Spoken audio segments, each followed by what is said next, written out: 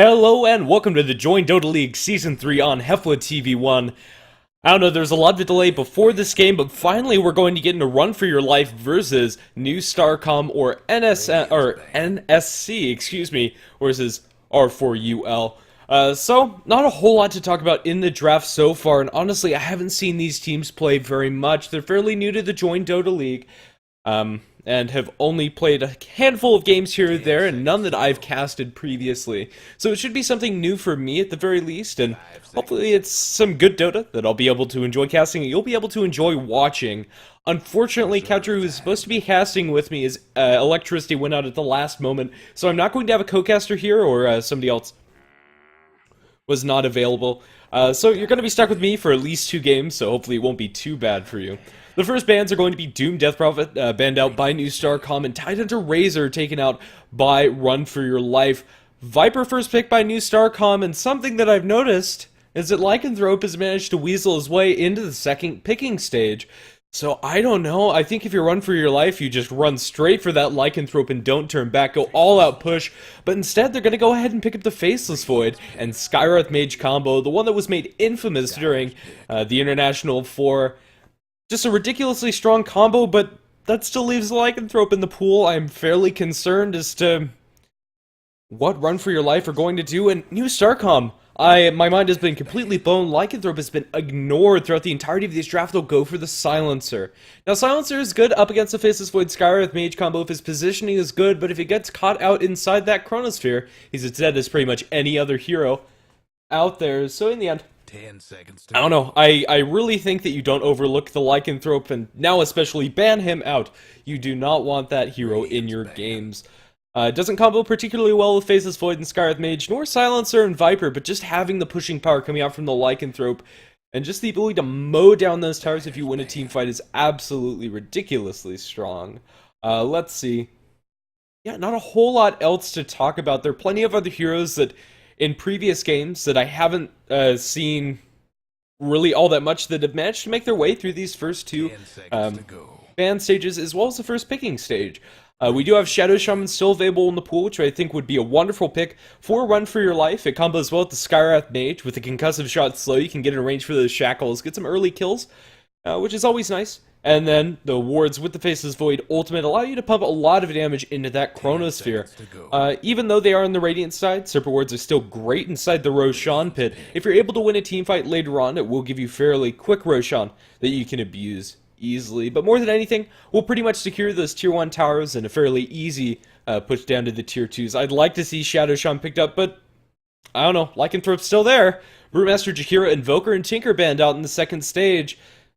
I wouldn't want to give a dire like in the way of New Starcom. A fairly easy hero to execute. I don't think there's any team that couldn't run the Lycan.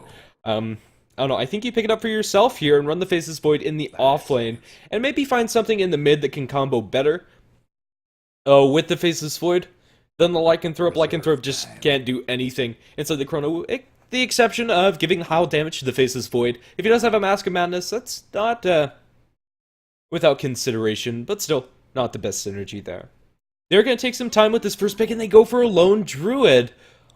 Okay. Well, Lone Druid, he sort of functions the same role as the Lycanthrope, being able to mow down those towers if you win fights, but I feel he's just a tad greedier. I don't know, he sits in the off lane, and if he loses his lane, he's just taking so much time in order to catch up and get that farm. Ancient Apparition, picked up by New Starcom. Both of these supports, or at least I presume that's a support Silencer, although they could be running that as a farming carry, and as it stands, I probably would prefer that, because this supporting duo just doesn't have any lockdown, with the exception of Cold Feet, but that's just not very reliable. There's hardly a way that you can keep them inside the range of that in order to guarantee the stun. I don't know, let's see, I'd like to see a support to combo with that Silencer and Ancient Apparition that offers them a good single target stun like the Wraith King on the side of Run For Your Life.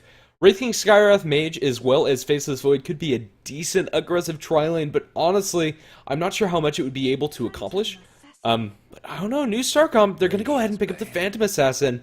Now, this draft has completely blown my mind. Phantom Assassin, it just does not feel like it's going to be a very effective hero. Up against the Faceless Void, Phantom Assassin really can't carry. When they do drop the Chronosphere, it's very good at destroying the Phantom Assassin, and that evasion from Blur is completely negated. And then later on, you might even see the Faceless Void and or the Lone Druid Wraith King picking up a Monkey King bar to deal with the Blur evasion as well.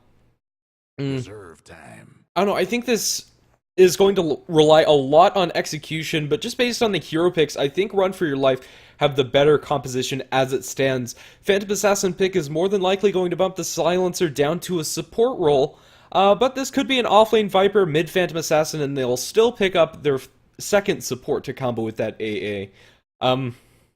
Yeah, I don't know, just very few stuns on the side of New Starcom, and I don't know. Run For Your Life have a couple. They have the Chronosphere from the Faceless Void, the Bash from the Void as well. Wraith King has a really solid single target stun with Ravefire Blast, and then they also have the Entangle from the Lone Druid's Bear. But outside of that, just not great ways to hold people in place. I don't know, New Starcom are going to have to get a lot out of this early game to start snowballing into an advantage, because if they're on equal footing, the Faceless Void and Skywrath Mage combo should be able to secure them a teamfight win, as well as just with the Wraith King being a solid hero, and then they'll be able to convert those into towers with the Lone Druid.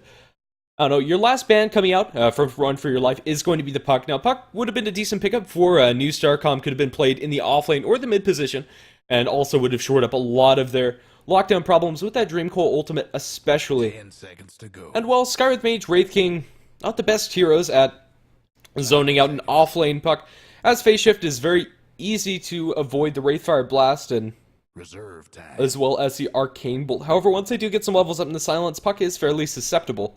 But we won't be seeing that Puck either way. Miranda ban out, coming out from New Starcom.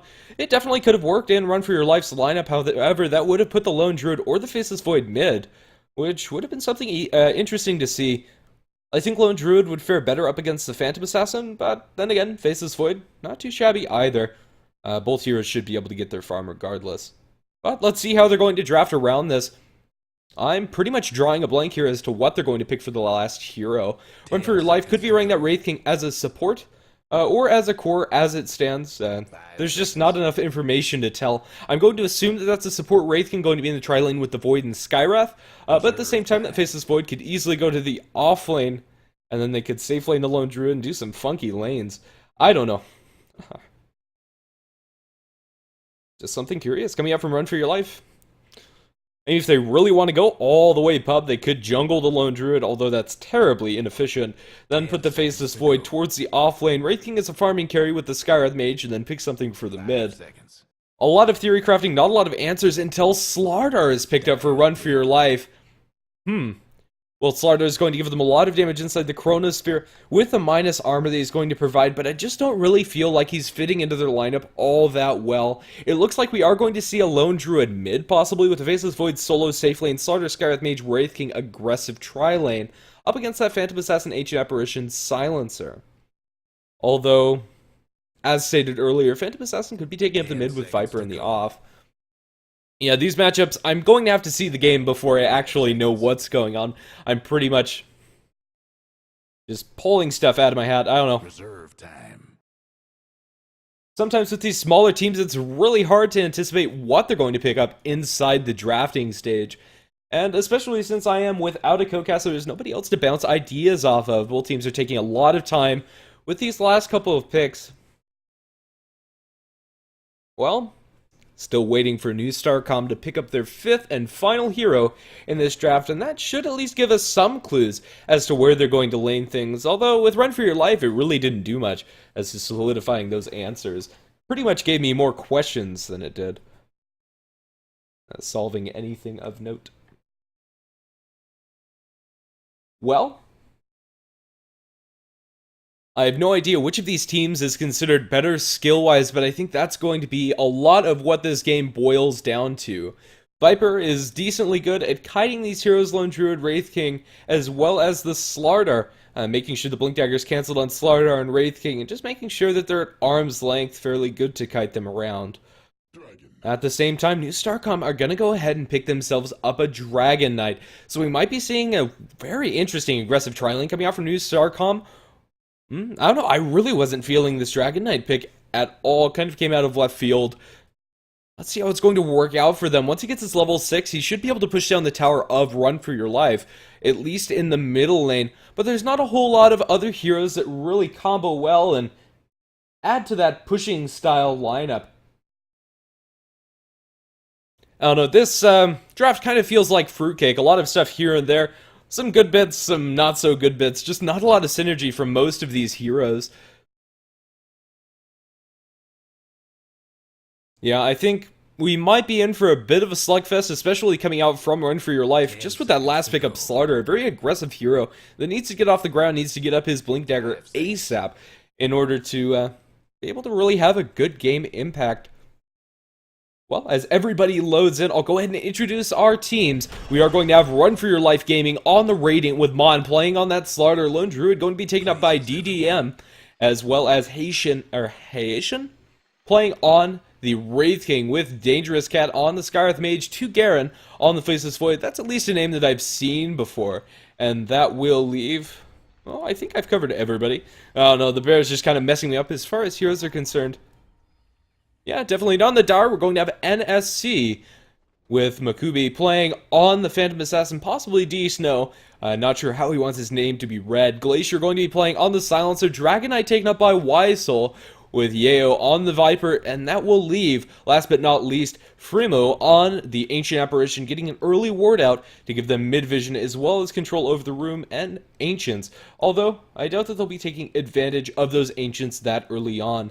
As predicted, it is going to be a Lone Druid towards the mid lane, a hero that we usually don't see, but the times I've seen it, I don't know, you can have some very good CSing, especially up against a Dragon Knight. I don't think DK is going to be able to put very much pressure on this Lone Druid, and it should be a fairly easy lane to farm in. However, Lone Druid in the mid is also susceptible to being ganked, but then again, Ancient Apparition, Silencer roaming duo just doesn't do it for me. Looks like we're going to have a bit of a dual lane situation coming out from NSC with Phantom Assassin and Ancient Apparition taking down the bottom lane. Maybe Stifling Dagger will be enough of a slow to get Cold Feet there. However, more than likely, it's just going to be Chilling Touch doing the work in this lane, and maybe they'll be able to net themselves a couple of kills, but this is up against a tri-lane, mind you, with the Wraith King, Skywrath Mage, as well as Slardar. It looks like the Slardar is going to be the farming one, and I guess it makes sense where they picked it up. I was kind of hoping they'd go aggressive, but that was when I assumed that the Silencer was going to be farming, but he's not going to be. Silencer will be taking up that support role. I don't know, this top lane is going to have a lot of harass going the way of the Faceless Void, but then again, not a lot of killing potential, no real ways to stop him from getting the time walk off. Even if they silence him with the last word, he'll still be able to get off at least one spell, and time walk should keep him safe. He's going to start trading with the Silencer, although not the best trade in the world, and it's actually taking a decent amount of harass, especially with that poison attack. He reserves his mana, but he's going to be forced to munch through a lot of those tangles, and without a salve, this Faceless Void is not going to have a very fun time in this lane, and if he oversteps his bounds, he could be in a bit of trouble. Curse of the Silent is the first pickup by the Silencer. Maybe they'll be able to burn enough mana to get the time walk off. He will actually spend the 90 in order to get that debuff off of him. Not sure if I like that play coming out from the Faceless Void, but I guess we'll take this time to talk about the other lanes, as things are being a little bit passive, at least for now. Lone Druid in mid up against the Dragon Knight. Both are tied as far as CS is concerned. We'll have to see how this lane develops a little bit later. I don't anticipate anybody killing each other. I'd at least hope that the majority of the action is down on bottom, coming out from Run For Your Life Gaming. But as it stands, Wraith King just operating the polling operations for the Radiant side, and we'll be farming up that stacked small camp there. Yeah, this move coming out from Run For Your Life Gaming, giving the Slardar the extra farm in this lane is more than likely just going to scare him an early Blink Dagger. If he goes for the Vanguard Rush, I can't say that I'm a huge fan of that, because I think this Slardar just needs to get as active as possible around the map. Honestly, I don't think it really matters which of the two, Wraith King or Slardar, gets the farm in this lane, because both of them are kind of going to be functioning the same way.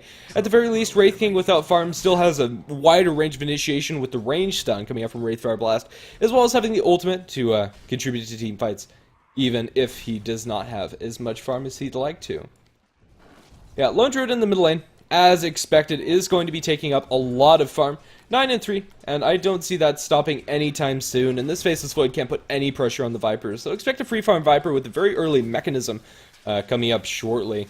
Void 111, not sure if I like that point in time lock, maybe putting that in a time walk or into backtrack even. Might have been better in this laning situation. But with the Curse of the Silent spam, he's not going to have enough mana for his time walk, and he needs to be careful. I don't know. His best bet's the Soak experience, but that's one of the big problems of the offlane Faceless Void. He doesn't really have a huge backup plan. That said, once he gets level 6, he can start to make things happen, so hopefully for Run for Your Life Gaming, they'll be able to make that happen. Smoke coming up from the sports, but it's going to be popped from the low ground, coming up from the Dragonite, who just picked up a Haste Rune. So it's unlikely that they're going to be able to make a kill happen. Meantime, Slaughter playing very aggressively. Yeah, just with the lack of lockdown, however, they might be able to get some harass on them, but it's doubtful that any of these lanes are going to be able to kill except for this bottom one. I like the attempt at rotating, but with your smoke popped, it's very hard. Lone Druid actually falling very low to a Breathe Fire. Weisel, will we be able to chase this down to the Haste Rune? Body Box coming out from the Panda, but it's just not going to be enough. That pathing coming out from Volvo is just going to be too hard for him to overcome, and Weisel is walking in a very strange path. He bottles up, but now he's got between the creeps with the Lone Druid Bear hitting on him with the Orb of Venom. Tangoing up the Lone Druid should be just fine. Weisel might be able to turn and get the Breathe Fire. He needs a couple more auto attacks, and it's not going to be enough. It looks like Weisel is going to give up First Blood here, or will he? Digerous Cat does have enough mana for both of his spells. Wraithfire Blast from the low ground, and this should be a fairly easy kill. An overcommitment coming out from the Dragonite. The Haste Rune did not have enough duration to do what he did, and an interesting play coming out from DDM. He put the bear here, and how the pathing works is if you can't see the unit, even if you can't see the unit, if it's blocking your path, it will move you around. So his Dragonite tried to go through here, and it was just impossible for him to find an easier way to get that last auto attack. Slardar in bottom taking a lot of damages. There's a skirmish down in bot. They have the Phantom Assassin stunned. She's out of mana, can't blink strike away anymore. Already used it, but it looks like she's going to be safe even without any points into the blur. Everybody in this bottom lane's fairly low, but with a salve, Mon will be just fine. Couple of tangos as well as a salve just expend on the Wraith King. Mana's situation is not looking too great for this bottom lane, and they don't really have enough mana to play aggressively. But still, I don't know. I really have no idea what to expect out of this game. Phantom Assassin is going to be forced all the way back to base, however, so all's not lost. Regeneration Rune picked up by the Dragonite. The rune control coming out from NSC has been superior, as this has been the second rune that Dragonite has secured inside his bottle after that haste. Yeah, can't remember who actually got the last hit on the First Blood. Well, I don't know. Still not great given that the Wave Lone Druid. We'll have to see where his build is going to go. So far, just the Orb of Venom, boots on his bear, and boots on his person, as well as a couple of tangos. Viper opts for the Aquila. I quite like this choice coming out from him. Going for the mechanism that early is more than likely not going to benefit you that much if you don't plan on 5-banning. So getting the Power Treads or Aquila for the early laning presence is also nice. Gives them a decent way of pushing down the lane as well with the bonus armor on the creeps, and he does have that activated because honestly there's just nothing that this Faceless Void can do to counter push. It is giving him a little bit more experience than maybe they'd like to, and Faceless Void has actually almost picked up his level 6, so looking very good in that department. I'd like to have seen them play a little bit more aggressively after the first couple of minutes, where they did do that, especially when he didn't have the mana for Time Walk. Phantom Assassin's actually made her way up here. Not sure if I like this decision. Abandoning the bottom lane, maybe they try to, yeah, it looks like they are just going to rotate the Viper down to bottom to secure his farm there. I don't know. Yeah, interesting choice. He might be in trouble. He walks up forward. They're going to slow him down with the concussive shot. They get the curse on everybody but Haitian. They should be able to get the stun off. The sprint actually silences up the Slardar, and in the end, they will not have the gas in the tank to chase that under the tower. Lone Druid, yet again, taking a lot of rest in this mid lane. It looks like he's going to be forced all the way back to base. He leaves his bear in mid, curiously enough. Looks like he just wants to pull the creeps around. Or at least securing that he doesn't get any tower damage. Well, with Phantom Assassin moved towards the top lane, she should be able to get herself a little bit more farm, but as it stands, her farm is extremely lackluster, 11-2. And you compare that to the Slaughter, who's farming down bottom. He's doubling her up, and then you compare her to the Viper. About a third of that. Time Walk down to bottom. He has the Chronosphere. He catches out 2 on Glacier as well as Yayo. Will the damage be there to kill this Viper? It looks like it will. The Crush from long range, just clipping that Viper, and will be enough. 4 heroes rotate down to this bottom lane. They might be able to get this bottom tier 1 tower as well, with the Catapult pushing in, as well as an Illusion Rune picked up by the Skywrath Mage. I don't know, it's not going to be the fastest tower push, but they should be able to accomplish something, as NSC are not really going to be able to do similar. I don't know, I'd like to see somebody rotate top and try to defend against this, but they might just be giving that up. Well, looks like Mon just tanked a couple of tower shots. A little hype over nothing. Radiant's top tower is taking hits. Well, Silencer is staying around. He gets one more curse off, and he might just decide to back off completely. Top tier 1 tower is actually taking a comparable amount of damage as they did have the catapult, but has just fallen. Dar pops the glyph, and for now they'll be able to save their tier 1s. Radiant returns in kind with a glyph of their own.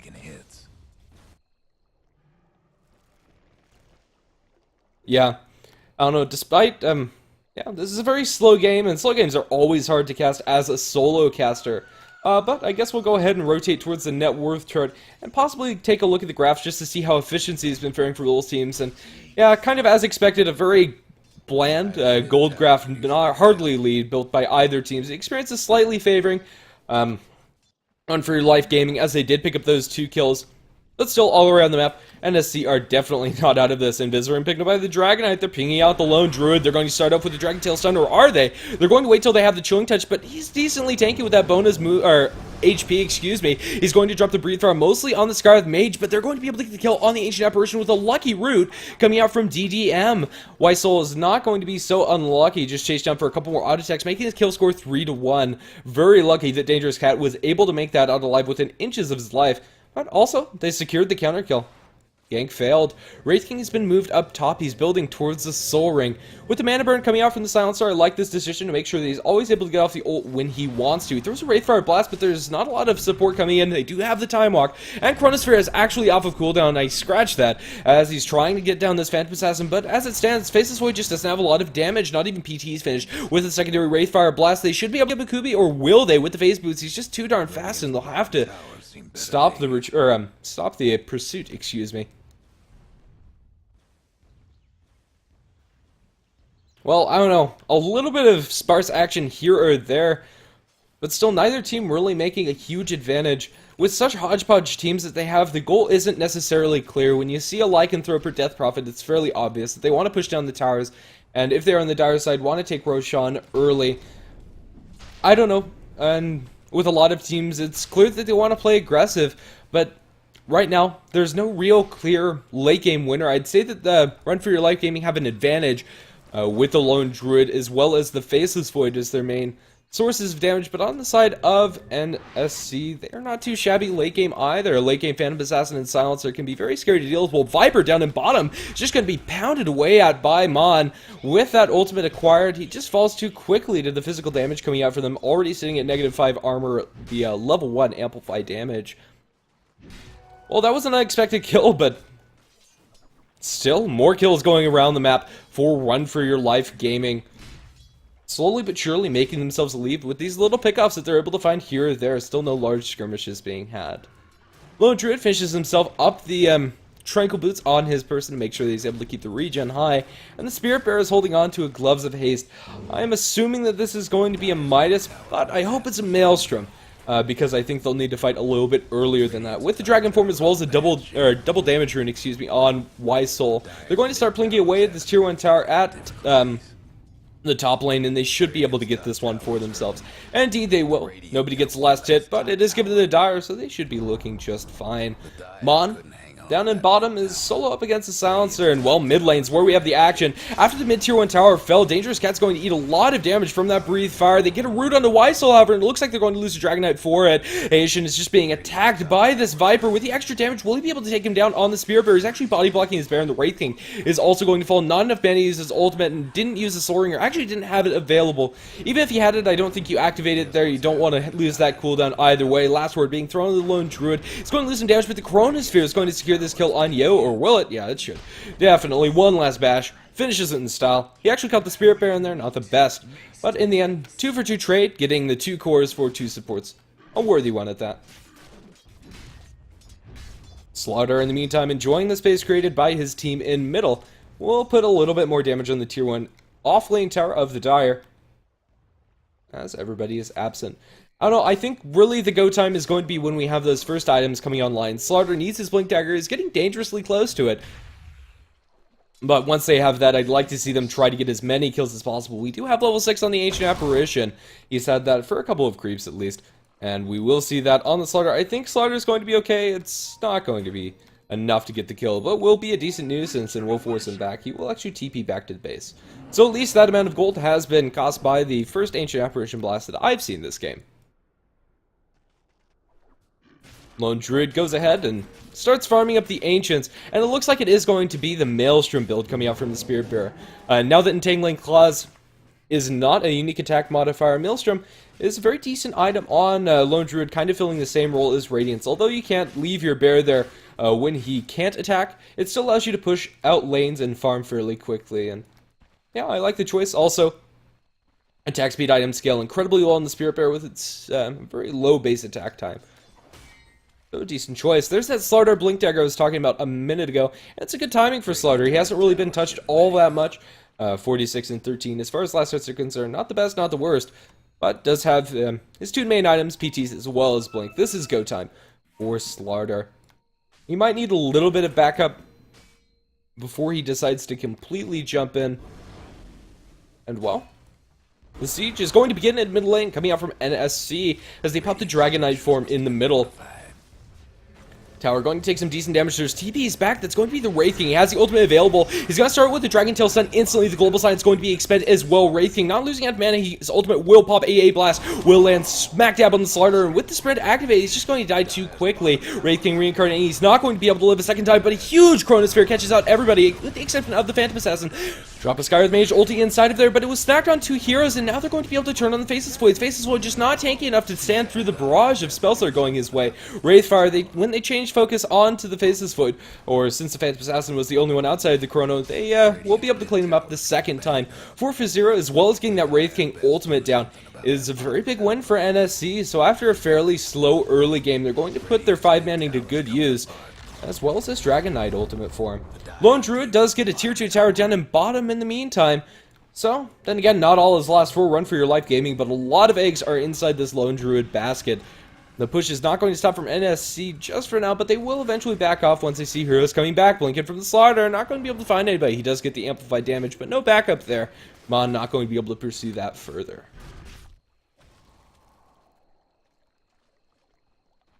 Well, Roshan is probably easier for Run for Your Life Gaming to take with the amplified damage on the Slardar, as well as the Lifesteal Aura coming out from the Wraith King. They can take it fairly efficiently, but since they are on the Radiant side, they really need to win a fight before they're able to do so. Mechanism is taking quite a while for this Viper to pick up, but since he went for PTs as well as Aquila first, I guess it's not a bad timing. I was assuming that was the 200 gold recipe for Buckler, when in fact it is the mech recipe. So he's only about 100 gold off and will have it definitely for the next team fight. Ancient Apparition opts to pick up the Arcane Boots for his team. Will give them a little bit more sustain, which is definitely a good thing, especially when you consider, well, Phantom Assassin off the top is just going to be wrecked by the Slardar as well as the Lone Druid, farming out way too far. As the solo hero just got caught out by the Blink Dagger on Mon. A very risky play coming out from the Phantom Assassin will be punished by Run for Your Life Gaming. I don't think they'll be able to really push any pressure into this tower because NSC could defend it if they so choose. There's not a lot of damage on this tier 1, so it might be their decision to do so. Well, for now, they're just kind of sitting bottom. It looks like everybody has, or at least most people have TPs. Dragon Knight the exception, but he could jump off to the side jump and pick one up, but it might be a little too late. AA Blast going to clip 2 heroes as well as the bear, but is only going to tickle as that is only level 1. They start playing away at the tower. TPs are coming in droves. It's actually going to be cancelled, and now the Phantom Assassin is coming in dry. She's going to cancel hers as well. Tier 1 tower is pretty much forfeit here. No way that they can jump into that. Very scary TPing into the Chronosphere especially. Ancient Apparition left by his lonesome down in bottom. They're going to come up top. They drop the silence. Ysol's just being focused down. He has that minus armor, but they're not hitting a lot of their attacks. Let's see. Will they have enough follow-up? Slardar, that sprint is just completely biting him in the behind. VA, she blinks into the Chronosphere. Now the Skywrath Mage ulti dropped on top. The AA Blast is going to finish off the Skywrath Mage, but now they will lose the Wraith King as well. No ultimate online just yet. AA Blast is going to take down DDM, and 4 heroes dead on the side of Run for Your Life Gaming. Not sending anybody running for their lives except for them. I don't know, they committed really hard to that team fight and weren't able to do much. Even with the PA making a little bit of a blunder there and blinking inside the Chronosphere, it just didn't end up meaning all that much. Yeah, these team fights are going to go very back and forth, I feel, without any clear advantage to who's going to win them. Mask of Madness on the Faceless Void, so he's going to have a lot more damage. He's going to jump in. He gets a first hit bash on Glacier. AA Blast going to land on him, but I don't think that's going to be if all he needs is one more auto attack. He actually backs off. Well, will the Blink slaughter? It doesn't look like he will. Blink Crush. Style points for the Crush kill. And Mon going to use a Stifling Dagger for his troubles. That will be just fine. I guess good team communication there. I think Garen could have chased down that one last auto attack on the Silencer, but in the end, Slaughter was able to get in and out fairly safely as well. Mid lane looks like that's where Run For Your Life Gaming are going to put their eyes as far as their next tower objective. Still, even though there's been a decent amount of kills, this game still feels fairly passive, or rather reactionary. There's not a lot of huge aggressive movements coming out from either team. It's more, oh, let's wait until they push into our tower, or until their carry pushes out too much. Winnie's farming, and then we'll go and have a team fight, and that'll be good and dandy. We do have an invisibility rune picked up by the Scarlet Mage. He's hunting this Phantom Assassin. Phantom Assassin might have noticed that, bumping around, but the ward vision coming out from NSC is fairly lackluster. They do have one over here that will give them some Radiant Vision, Radiant Jungle Vision, as well as one up there, which will give them vision of the middle lane, but still not exactly where you want those wards. The Run For Your Life Gaming's ward vision is a lot more cohesive, but then again, also not the best warding placement, at least for now. Well, Dangerous Cat just going to back off after getting some scouting vision on the Phantom Assassin, deciding that without any backup he can't go for it, and the team deciding that they don't want to give him that backup. DDM has picked up the Basher, so it will shore up a lot of their lockdown, so I don't know, the chances of getting bashed or entangled coming out from that Spirit Bear is going to be fairly immense. So you need to be careful if he has uptime on this auto attacks on the Spirit Bear. Yep, a big group up coming up from NSC in the bottom lane, looking to take down this tier 1. But I'm not sure that Run For Your Life Gaming care all that much. They think that the Phantom Assassin is probably still in the jungle. She hasn't shown on the map for quite some time. She will poke her head up top, and now the TPs are coming back for the Lone Druid. Space created, I guess they're going to cancel that TP. Lone Druid can hang around here, I think. The Spirit Bear is going to take a little bit of damage, and the tier 1 tower is going to be the prize for NSC, and the Lone Druid will just TP his way back out, but I think he probably could have stayed there if he saw the TP being cancelled. In the end, the Dire going to get the tier 1, but at the cost of a little bit of damage on their tier 2 tower. Lone Druid Bear looking to pull the creeps away. Not sure if it actually breaks smoke. It looks like it does not. They smoked up immediately after the push down in bottom. They're going to slow down the Spirit Bear, but with that extra movement speed, he will be able to swagger off to safety. Viper Strike, they thought about it. They're not going to go on the Spirit Bear, however. I don't know, a very interesting game coming out from both of these teams. Can't say that it's refreshing, but it's definitely something different coming out from what we've been seeing as of late. Just a lot of all-in push, and I don't know, teams win early or they lose. I don't know. Time Walk mid-animation canceled by the Dragon Tail. The silence to secure that he won't be able to get away, but that's pretty much all of their lockdown. Stifling Dagger, a couple more auto attacks can't get off that Time Walk or Chronosphere. So, in the end, he's going to pay the price for pushing out that aggressively. Caught up by the smoke, not the worst though. He is an off-lane Faceless Void. Looks like he's also going for Maelstrom, so Team Lightning coming out from Run For Your Life Gaming.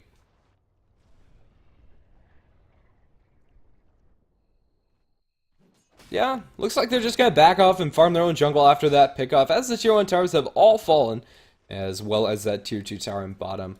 Lone Druid, I think the Faceless Void just got ganked up top, will farm down bottom, as that seems a little bit safer, but I'd like to see him back off after this wave. We have an AA Blast coming, but not a great way to initiate on him, and it looks like he will do so. Roshan attempt coming out from NSC. One time or another, it is going to come out from them. They have the Chilling Touch, although it doesn't do that much damage to Roshan.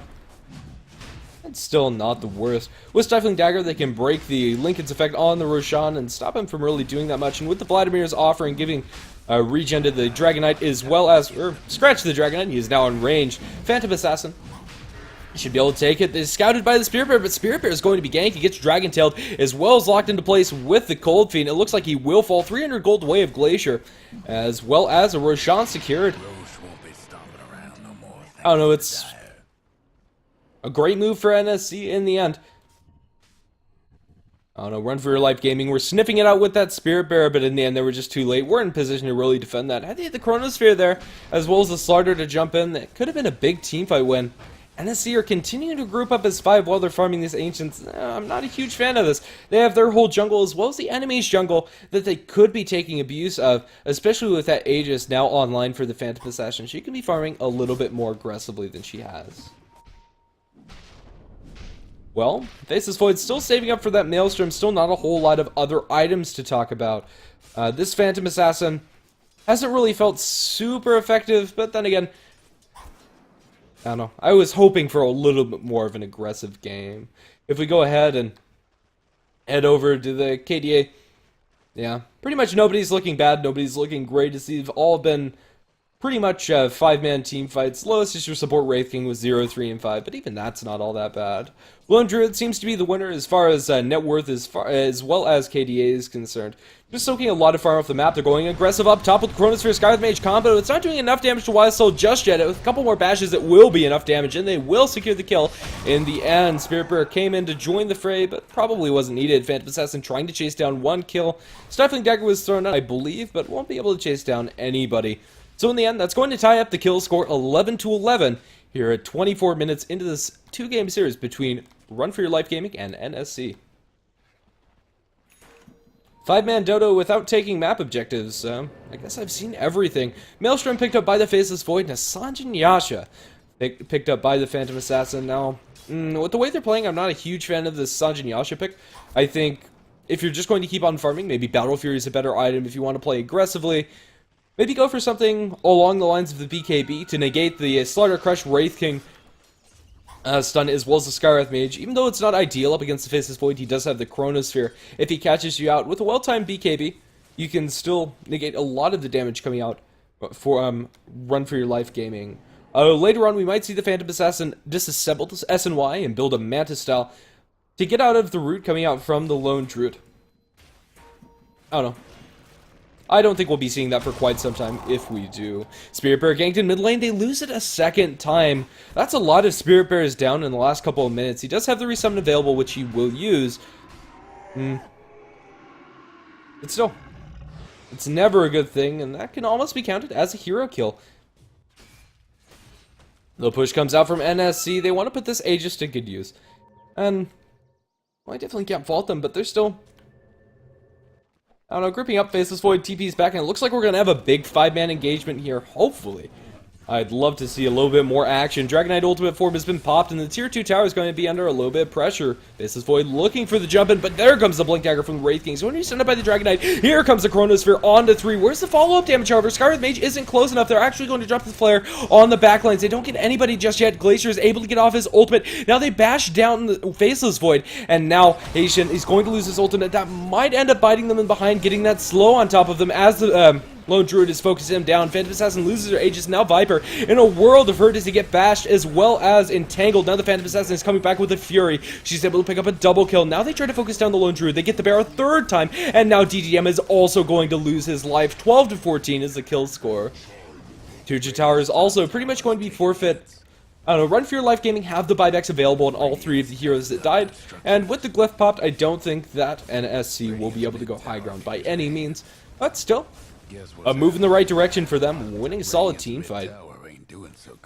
As far as items, this is going to secure your Assault Cuirass on the Dragonite, as well as a Mithril Hammer, presumably for the BKB of the Phantom Assassin.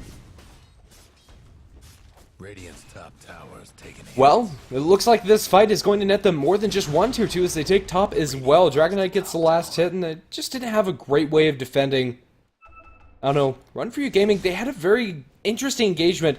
Faceless Void got a beautiful Chronosphere on 3, caught 3 of them on the edge. It was really good positioning, but they just didn't have any follow-up. Really, all that they have to throw inside the Chronosphere is the Skywrath Mage ulti, but he ended up focusing on a hero over here. The ultimate was dropped. I didn't actually see who. I don't know, I think that's a little bit of miscommunication. You could have dropped somebody a little bit more important quicker to stop a lot of the damage coming out from NSC. Well, for now, we're just going to back off and chill. Ancient Apparition working towards the Aghanim Stepner is actually dangerously close. Pretty standard time for your support, Ancient Apparition. He did opt for the Arcane Boots first, so it's not going to be the fastest that you've seen. But still, that's something to be worried about on the side of Run For Your Life Gaming, as they do have that Wraith King. Lifesteal is going to be completely negated. I don't think they've built a mechanism, and I'll go ahead and check that now. The only mechanism in this game is on the Viper. And while speaking of Manta styles, I didn't actually see this get picked up, but the Viper has one of his own. A good pickup up against the Lone Druid, and Viper illusions are just so annoying with the corrosive skin debuff on them. Focus them down can hurt and can be fairly difficult as well. I don't know, not my favorite item on Viper. Usually I like seeing Aghanim Scepter or BKB. Aghanim Scepter this game would be wonderful. I'd like to see him pick that up next. Up against all of these melee heroes that need to be up in your face, while mid lane, Chronosphere onto 3, they all grouped up so nicely for that, but this is Faceless Void have the damage. Where's the backup? Scarlet Mage not going to be able to position, it's just going to scare guys there. At the very least, Ancient Apparition Blast going to land on 3. Where's the jump in? There's the jump in coming out from Mon, however, just to make sure that they retreat. They actually popped the silence for that, but a little too late. BKB forced out by Mon. Will the physical damage be there? He's slowed down by the Sanjin Yasha, and he will fall. In the end, Wraith King tries to jump back into this, doesn't have the ultimate for another 90 seconds. He's also going to die. Double kill for the Viper. And, I'm questioning the move by the Slaughter to jump back in and the Wraith King to stick around. I don't know. I don't think that was a wise decision by any means. And it's going to cost them 2 kills as well as more than likely some damage on this tier 3 tower without the Faceless Void ultimate for another minute. I don't think they have the tools to defend. Faceless Void desperately trying to push out lanes, but it doesn't feel like it's going to be enough. This might be our first tier 3 tower to fall. We had a Skywrath Mage ulti, but it just didn't do anything. There wasn't any lockdown to keep them in place. And this Phantom Assassin is going to be just fine. Viper gets the last hit on the tower, and now there's a little bit of a mini engage. Just still some more spells thrown out by the Skywrath Mage. It just feels so lackluster. They can't get them out of the base. Slaughter as well as Wraith King are respawned, but a lot of the team fight coming out from Run For Your Life Gaming is hinged on that Faceless Void and Skywrath Mage combo that they just don't have a lot to synergize with. I don't know, a lot of that is coming out from the draft, but in the end, I don't think that NSC have the best draft. They just found a good opportunity and seized it. Roshan, we'll see when it's going to respawn in about 40 seconds, not minutes, excuse me, or so. And I think that NSC are going to wait for that before attempting another high ground push, but with the with the full racks down in mid, the second one will be a lot easier for them to undertake.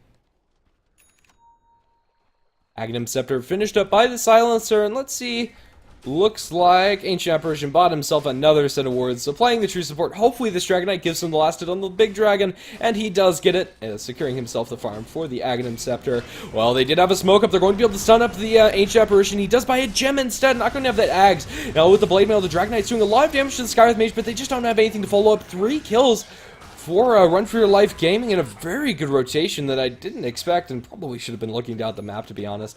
Well, Ancient Apparition gets kill on... Oh, yep, now they're looking for the kill on the Viper and Mantas. In order to cause a little bit of confusion, they stun up a second time, but now the BKB pop by the Phantom Assassin. She's focusing down the Slaughter. He pops the sprint, but then he just gets crit to the face. Knocking him out crits, the Wraith King sending a couple onto the Viper, as well as bashes and roots and everything being thrown out towards him. Phantom Assassin, the only survivor, and they might be able to catch her as well. Faceless Void does not have Chronosphere enough for another 60 seconds, but it's not going to matter as the root comes out onto the PA. She tries to man fight, but in the end, to no avail. Buyback from the Viper, but what is this going to accomplish? It looks like he might just die as well. Wraithfire Blast coming out, the 3-2-2s are real. Phantom Assassin buys back as well, the last one on their team. TP attempt coming up for the Wraith King. Will he be able to make it? No, he's going to die. Faceless Void time walks towards the side and TP's out, and this one is going to be successful. They're going to use the global ultimate with the Aghanim Scepter, but it's not going to be able to kill him the Faceless Void. He's going to be just fine in base, and that's going to be a very long cooldown for that ultimate. A very costly defense coming up from NSC, but at the very least, they save their tier 3 and their racks. I don't know, after that team fight, I'll give it a couple seconds for the graphs to display the changes that have just occurred. But I'm fairly interested in what they're going to say, and yeah, you just look after the one team fight, NSC, we're looking good, but now it's going to start dipping back up towards Run For Your Life Gaming, as they just cost a couple of buybacks, and the experience advantage is going to be pretty much dead even. Not a single hero on the map that's going to have a significant lead. Lone Druid picks himself up into Salt Cuirass for that bear, and that bear is looking pretty scary. With the Maelstrom as well as AC and Basher, he attacks fast and attacks pretty hard, and is also going to buff up the minus armor coming up from their team, comboing with Slaughter and making the Faceless Void a lot more scary inside the Chronosphere. I haven't really seen the combo used much. Inside the Chronosphere, I don't know, Slaughter's ultimate just hasn't been available much. Roshan is going to fall yet again to NSC, just putting that dire advantage to use Phantom Assassin with his Aegis. Can go absolutely ham and just run to the enemy team, try to pick off some of the supports or squishier heroes if she does find an opportunity. Smoke immediately up, and I don't know, the last couple of moves coming out from both these teams have been very aggressive smokes, and I quite like it. Slaughter looking to be very dead. AA Blast is going to land on him, and now the Phantom Assassin, all she needs to do, look at that crit, and he's going to shatter. Well, they still have heroes up in smoke, and they might be able to make something else happen to this lone druid.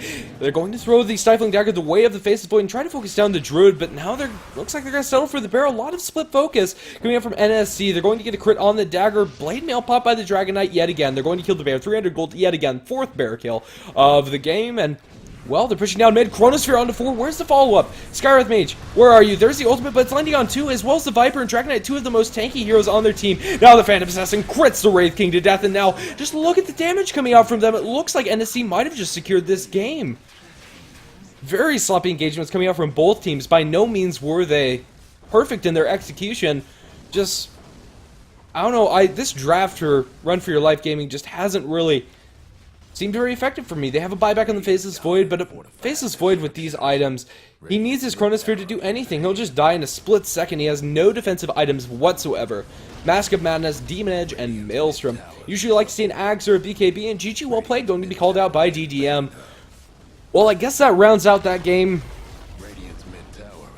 I don't know, fairly anticlimactic ending, a very farming-oriented start, and I don't know, just very back and forth until the very end, where the Dart team was able to secure their advantage, and we'll proceed to a Game 2. I've been Grandis and I've been your caster on HeflaTV 1. We will have Game 2 coming up shortly. Hopefully there's not a long wait. Usually getting into a second lobby is a lot faster than the first.